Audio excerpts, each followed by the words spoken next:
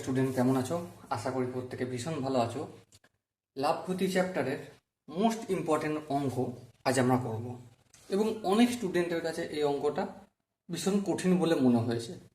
আর আজকে আমরা এই অঙ্কটা খুব সহজভাবে, এতটা সহজভাবে আমরা বুঝে নেব যে কোনো দিন এই অঙ্কটা করতে না আর আমাদের হিচকিচার ভাব হয়। ওকে, তো চলো 21 দাগের অঙ্কটা খুবই কঠিন বলে অনেক স্টুডেন্টের মনে হয়, এবং আমাকে পার্সোনালি মেসেজ করে জানিয়েছে, বা আমি যাদের পড়াই তাদের কাছেও মনে হয় যে এই অঙ্কটা একটা খুব কঠিন অঙ্ক। চলো অঙ্কটা কি বলেছে দেখি। এক ব্যবসায়ী এক ধরনের চা 80 টাকা প্রতি কিগ্রা দরে বিক্রি করে 20% ক্ষতি হয়, বেশ।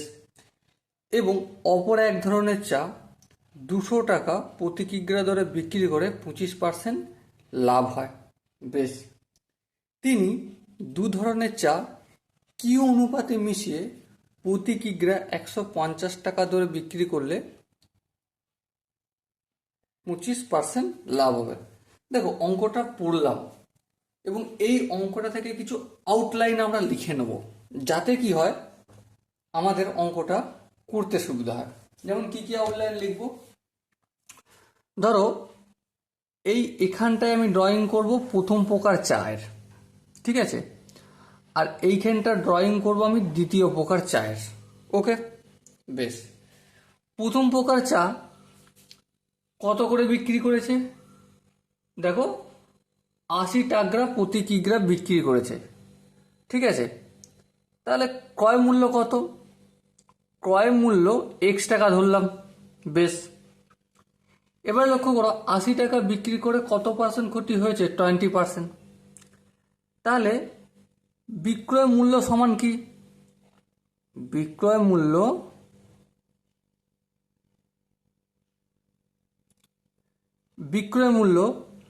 লাভ হলে কি লিখি? লাভ হলে ক্রয় মূল্য প্লাস লাভ লিখি। আর এখানে কি হয়েছে? লাভ হয়েছে না, লাভ হয়নি। তাহলে কি হয়েছে? লস হয়েছে। কত পার্সেন্ট? 20%।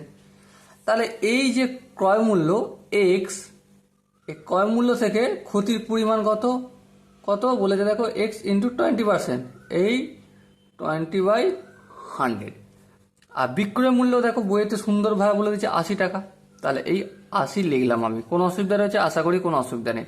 তাহলে 80 সমান এই এক্সট্রা থাকলো মাইনাস এই শূন্য কাটলো, 2 1 2, 5 2 10, কত হলো? x/5। এখানটা আশা করি বুঝে গেছে। এবার দেখো ভগ্নাংশ করে নেব। ভগ্নাংশ করলে কি হবে? 80 সমান 5 লসাগু হবে, এটা 5x হবে মাইনাস x হবে, বেশ। এর পরের লাইনটা দেখো, 80 এই 5টা এদিকে যাবে, বেশ। আর এখানে 5x থেকে x বিয়োগ করলে কি হবে? 4x। 4x এর বদলে x লিখবো, এখানে 4 লিখবো। 4 2 8, 20, 5 20 100। তাহলে লক্ষ্য করো ক্রয় মূল্য কত আমরা বের করে ফেলেছি ফটাক করে এখান থেকে। প্রথম প্রকার চা 100 টাকা, কারণ 100 টাকার চাটা যখন আমি 80 টাকায় বিক্রি করবো তখনই ক্ষতি হবে 20%, বেশ বোঝা গেল। এবার তোমরা লক্ষ্য করো একইভাবে দ্বিতীয় প্রকার চাটা করবো আমরা। করব, চলো করে নিই। দ্বিতীয় প্রকার চাটা কি বলেছে? যে 200 টাকায় বিক্রি করেছি, বিক্রি করে করে কি হয়েছে? 200 টাকা বিক্রি করে 25% লাভ হয়েছে, তাই তো। আমি ধরে নিচ্ছি ক্রয় মূল্য ওয়াই টাকা। কি?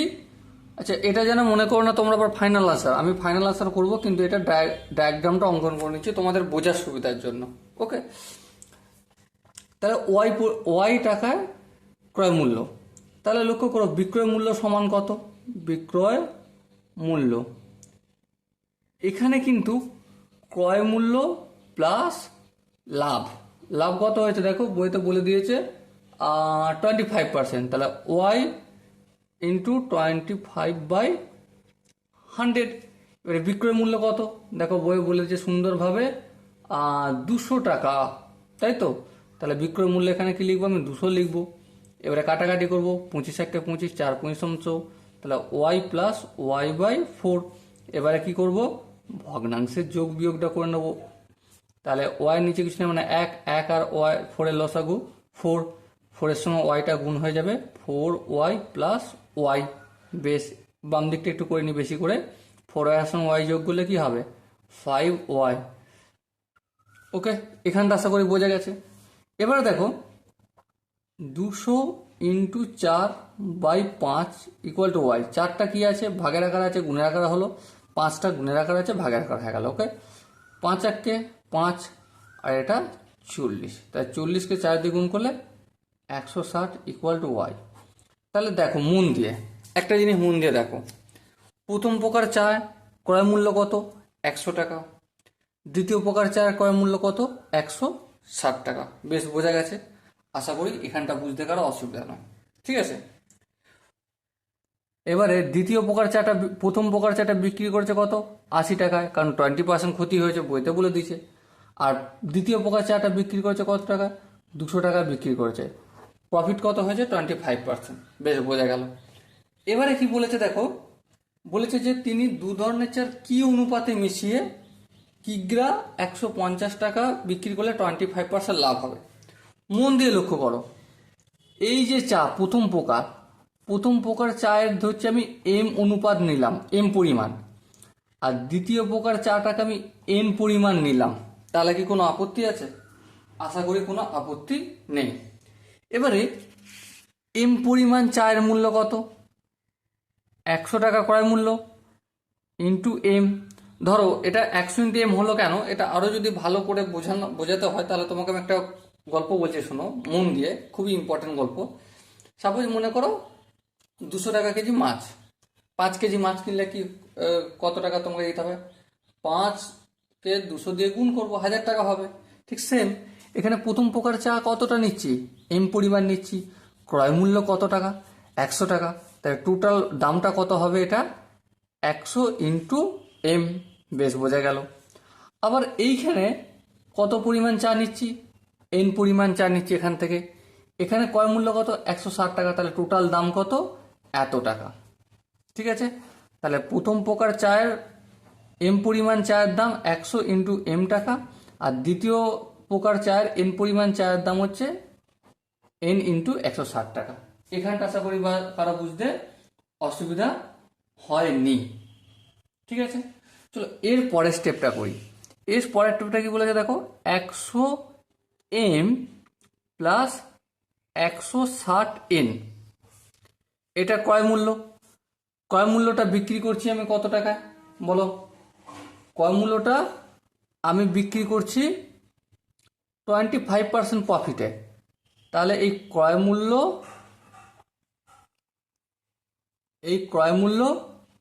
ইন্টু 25/100 ইকুয়াল টু কত, এই এম পরিমাণ প্লাস এন পরিমাণ ইন্টু 150 টাকা। ফট করে আমি এটা কিভাবে করে ফেললাম, দেখো তোমরা একটা সিচুয়েশন ভাবো, যে সাপোজ মনে করো, আমি একটু রাফে দেখাচ্ছি, মোট পরিমাণটা একটা এক্স ওয়াই জেড, এইটা হচ্ছে মোট দাম, ক্রয় মূল্য। এবারে আমাকে যখন লাভ লিখতে হয়, লাভ সমান কি লিখি, লাভ সমান কি, বিক্রয় মূল্য মাইনাস ক্রয় মূল্য। এই তো সিম্পল একটা ফর্মুলা আমরা জানি, তাই না?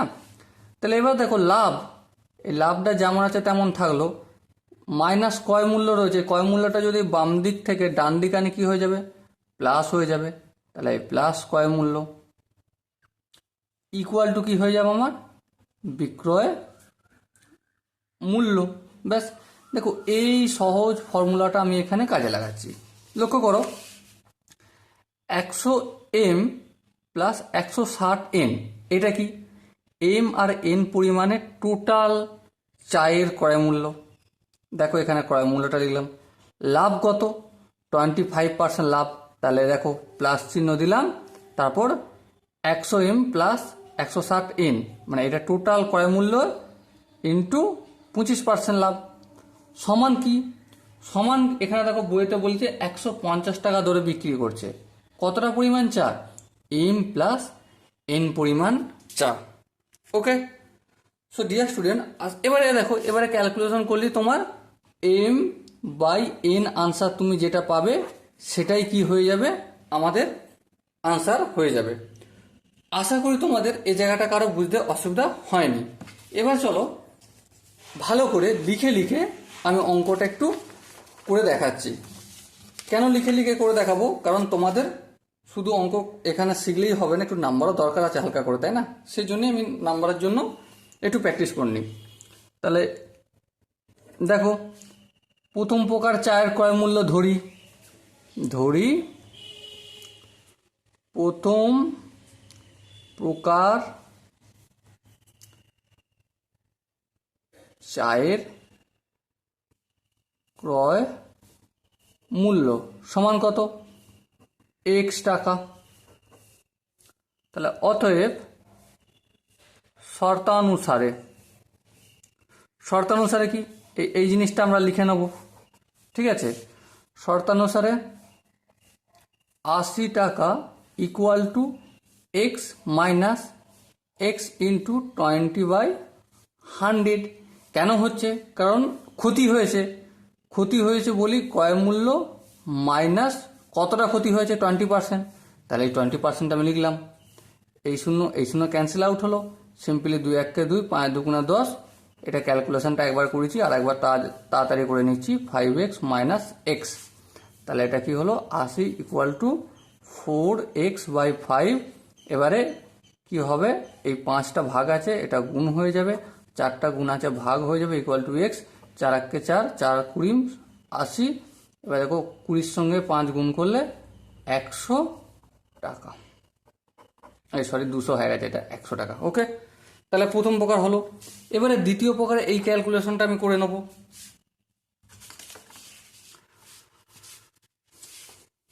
ধরি দ্বিতীয় প্রকার চায়ের ক্রয় মূল্য কত? ওয়াই টাকা। বেশ, অতএব শর্তানুসারে বিক্রয় মূল্য কত? বিক্রয় মূল্য দেখো বই বলে দিয়েছে আমাকে 200 টাকা, তাই তো? এই 200 টাকা লিখলাম। বিক্রয় মূল্য ক্রয় মূল্য প্লাস ক্রয় মূল্যের ওপর লাভ হচ্ছে 25%। এই আমি 25% করে দিলাম। বেশ, তাহলে 200 টাকা ইকুয়াল টু ওয়াই প্লাস 25 1 25, 4 25 100। তাহলে y/4 হয়ে গেল। এবার দেখো এই 200, এটা বা লিখতে হবে, এবারে দেখো 4 আর 1/4 আর ওয়াই যদি আমি যোগ করি কত হবে? ওয়াই নিচে কিছু নেই, 1 আছে, 1 আর 4 লসাগু 4। বেশ, বোঝা গেল। 4-এর সঙ্গে ওয়াই গুণ করলে কি হবে? 4y প্লাস 4-এর সঙ্গে 4 দিয়ে ভাগ করলে 1 হয়, 1কে ওয়াই দিয়ে গুণ করলে ওয়াই হয়। বেশ, কোনো অসুবিধা নেই। বা 200 ইকুয়াল টু 4y এর সঙ্গে ওয়াই যোগ করলে কি হবে? 5y, আর নিচে যেমন 4 আছে তেমন থাকলো। বেশ, বা 200, 4টা কিসের আকারে আছে? ভাগের আকারে। এখানে আনবো গুণের আকারে। এই 5টা কিসের আকারে আছে? গুণের আকারে। এটাকে আনবো ভাগের আকারে, ইকুয়াল টু ওয়াই। দেখো 5 1 5, 4 5 20, 40 হলো। তাহলে 40কে 4 দিয়ে গুণ করলে কত হয়? 160। তাহলে দ্বিতীয় প্রকার চায়ের ক্রয় মূল্য কি হলো? 160 টাকা। ওকে, এবারে আরেকটা জিনিস আমরা ধরে নিয়েছি যে প্রথম প্রকার চা নিয়েছি আমরা এম পরিমাণ, আর দ্বিতীয় প্রকার চা কতটা নিয়েছি? এন পরিমাণ। তাহলে চলো লিখে নিই। এবার ধরি প্রথম প্রকার চায়ের পরিমাণ এম এবং দ্বিতীয় প্রকার চায়ের পরিমাণ এন। বেশ, বোঝা গেল। তা দেখো প্রথম প্রকার চায়ের পরিমাণটা আমি এম নিচ্ছি, আর দ্বিতীয় প্রকার চায়ের পরিমাণটা যদি এন নিই, তাহলে অতএব প্রথম প্রকার এম পরিমাণ চায়ের মূল্য, এম পরিমাণ চায়ের মূল্য, চার মূল্য কি পরিমাণ ইন্টু কয় মূল্য, কয় মূল্য কত, দেখো এখানে লেখা রয়েছে এই 100 টাকা কয় মূল্য, তাই তো আমরা বের করে নিয়েছি। তাহলে এম ইন্টু 100 ইকুয়াল টু কত হবে 100 এম টাকা, বুঝে গেছে। তাহলে একইভাবে আমি দ্বিতীয় প্রকার এন পরিমাণ চায়ের মূল্য কি করব, এন ইন্টু কত লিখবো এখানে দেখো 160, তাহলে এখানে আমি এন ইন্টু 160, তাহলে 160 এন টাকা লিখলাম। ওকে, আশা করি এই জায়গাটাও তোমাদের সহজে বুঝতে পেরেছো, বা বুঝতে না পারার কোনো অসুবিধা নেই। একবার ভেবে দেখো না যে বাজারে তুমি গেছো 5 কেজি মাছ কিনেছো 200 টাকা কেজির দাম, তাহলে পরিমাণ ইন্টু 1 কেজির দাম কতটা সেটা বের করলেই হয়ে যাবে। তাহলে পরিমাণ কত 5, 1 কেজির দাম 200, তাহলে 5 গুণিতক 200 সমান কত 1000, পেয়ে গেলে তুমি কত টাকা তোমাকে দিতে হবে, কয় বিক্রয় মূল্য বা কয় মূল্য। ঠিক আছে, তো এখানেও পরিমাণের সঙ্গে 1 কেজির দামটা গুণ করে দিয়েছি, আমি আর কিছু করছি কি করিনি। এবার দেখো শর্তানুসারে দেখো সুন্দরভাবে বলে দিয়েছে এই 100 এম প্লাস 160 এন, এটা কি টোটাল কয় মূল্য, বেশ টোটাল কয় মূল্য, তো দু রকমের চা মেশাচ্ছি আমি, তাই টোটাল কয় মূল্য প্লাস প্লাস কি কয় মূল্যের ওপর কত টাকা লাভ হয়েছে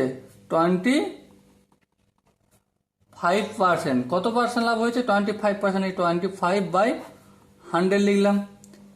এবার তাহলে দেখো কয় মূল্য প্লাস লাভ, কয় মূল্য প্লাস লাভ 100 M plus 160 M N into 25% মানে 25/100, তাহলে কয় মূল্য প্লাস 25% লাভটা লিখলাম, ইকুয়াল টু কি, ইকুয়াল হচ্ছে বিক্রয় মূল্য। বিক্রয় মূল্য কত, এই এম পরিমাণ আর এন পরিমাণ দুটো প্রকার চাকে আমি কত টাকা করে বিক্রি করছি বলো, দেখো বইতে সুন্দরভাবে বলে দিয়েছে 150 টাকায় বিক্রি করছি, তাই তো। এবারে আমি সহজে ক্যালকুলেশন করব, এটা 5 1 25 1 25 আর 4 25 100। দেখো এটা যেমন আছে 100 এম থাকলো, এটা 160 এন থাকলো, প্লাস চিহ্ন দিলাম, এটা কি হলো 100 এম প্লাস 160 এন বাই 4 লিখলাম, equal to M plus N into 150, তাহলে কি হবে গুণ করে দিই 150 এম প্লাস 150 এন, বেশ বোঝা গেল। এগুলো একটু বাদিয়ে দিয়ে করতে হবে। এবার দেখো এর নিচে কিছু নেই, মানে 1 আছে, 1 আর 4 এর লসাগু কত, অবভিয়াসলি 4 হবে। তাহলে এবার দেখো 4কে যদি 1 দিয়ে ভাগ করি তাহলে 4 হবে, 4কে তাহলে লব দিয়ে গুণ, তাহলে এটা কি হবে 100 এম কে যদি 4 দিয়ে গুণ করি তাহলে কত হবে 400 এম প্লাস 160কে যদি 4 দিয়ে গুণ করি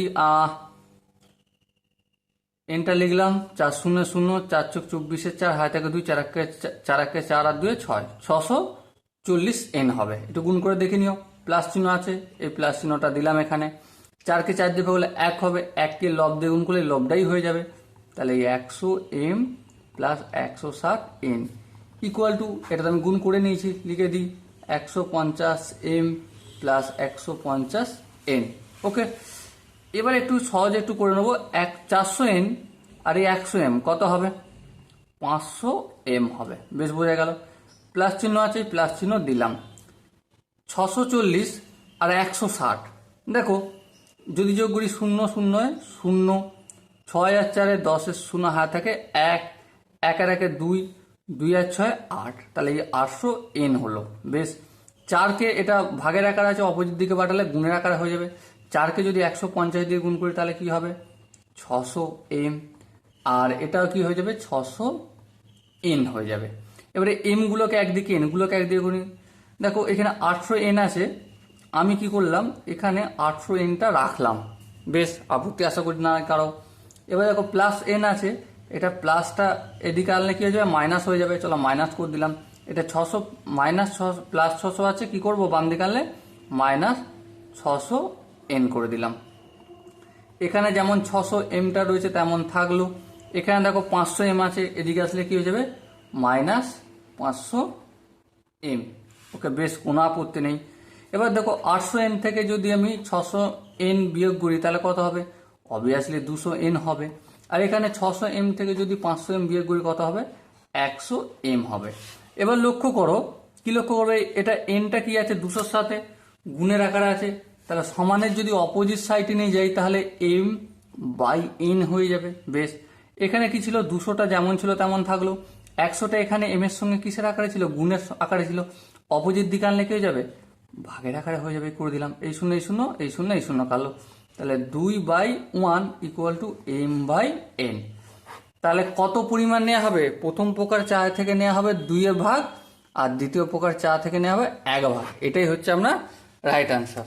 ওকে, সো ডিয়ার স্টুডেন্ট, বুঝতে পারছি অঙ্কটা একটু লেন্দি হয়ে গেছে, শুধুমাত্র একটু বোঝার সুবিধার জন্য। আশা করি তোমাদের কোনো জায়গায় কোনো ডাউট হওয়ার কথা নয়। তারপরে যদি ডাউট থাকে তো ডেফিনেটলি কমিউনিটিতে অ্যাড হও এবং আমাকে কমেন্টে জানাও। ওকে, চলো দেখা হচ্ছে নেক্সট সঙ্গে, ততক্ষণ পর্যন্ত টাটা বাই বাই।